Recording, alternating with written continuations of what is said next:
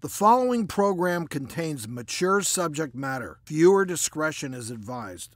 Let's move on to another type of dangerous game. These are the social media challenges you all have seen. What's the latest one? The deodorant challenge. The goal is to spray aerosol deodorant in one spot for as long as you can. The result can be burns like this picture you're seeing here.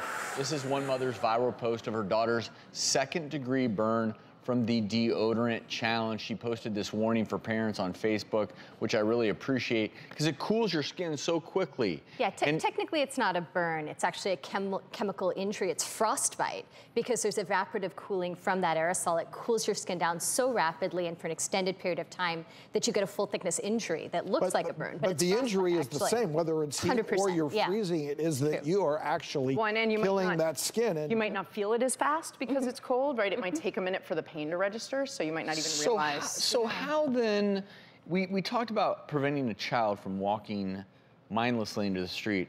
How do we prevent our teenagers from doing these mindless challenges? Right, the toddler feels more understandable to us than this.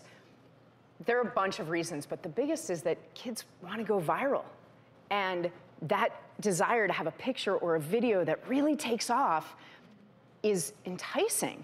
Hormonally, they're clued into really wanting that feedback from their peers. So even if it doesn't go viral on the whole internet, it goes viral with their friends and gets a ton of attention. And so that short-term gain of attention gets their attention more than the long-term damage it can possibly do. So how as parents do we nip this in the bud? Because I'm terrified. I mean, there's the detergent pod challenge. There's so many viral teen challenges now that just seem stupid. Absolutely. And so it worries me as a parent with teenagers who are on social media. I don't know what will come up. So I need to protect them from things I can't even think of. I can't just say, don't ever spray yourself with this. I have to think, don't ever do anything really, really dumb because you got challenged. So there's two ways to do that. One is we can't grab onto trends ourselves without really inquiring, right? Doing the work that you do on this show to say, is there science behind it? Is there common sense to it? Does it really help?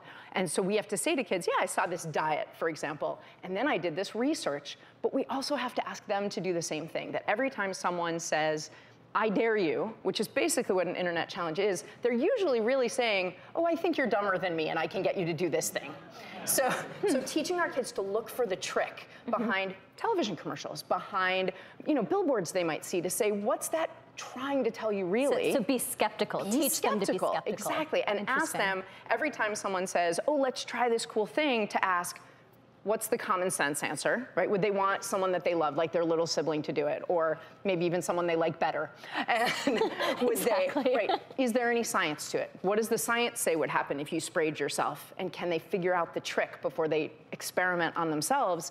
And then lastly, is there possible damage? Well, the consequences. Are you, in fact, going to injure yourself potentially permanently with some of these things? The eye shots, I mean, you could damage your eyes permanently with that easily. So it sounds like you're empowering your kids to look at these challenges in the way that an adult might, which is, I'm really smarter than them. I'm not going to do this. This is stupid, and this could hurt me. And there are good challenges out there. The ice bucket challenge to raise money for ALS, completely benign. Yeah, it was cold when the ice water would flow on your shoulders, and we did it here on the show even.